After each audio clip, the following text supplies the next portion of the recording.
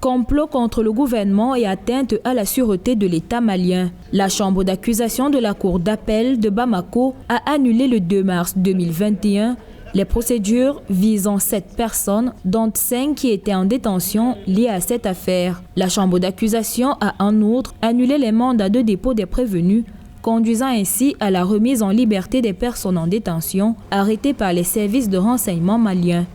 Cette libération intervient juste après la mission d'évaluation des 6 mois de la transition politique au Mali. On se rappelle bien lors de cette mission, c'était l'une des principales recommandations d'accorder la présomption d'innocence aux 7 personnes qui avaient été incriminées dans cette tentative de coup d'État. Et cette transition politique veut lancer un message fort comme étant le retour à la normalité à travers le respect des libertés publiques et le respect de la liberté d'expression. Depuis fin décembre 2020, une information judiciaire avait été ouverte pour complot contre le gouvernement et association de malfaiteurs, dans laquelle étaient notamment cités l'ancien premier ministre Boubou Cissé, l'activiste Rabath, ainsi que Sékou Traoré, secrétaire général de la présidence, Mahamoudou Koné, trésorier payeur général, Vital Robert Diop, directeur général de la société PMU Mali, Agui Boutol, directeur général adjoint de l'AGEFO, et Souleymane Kansaï, receveur général du district. Ils étaient tous poursuivis pour action de sabotage contre des initiatives prises par les autorités de transition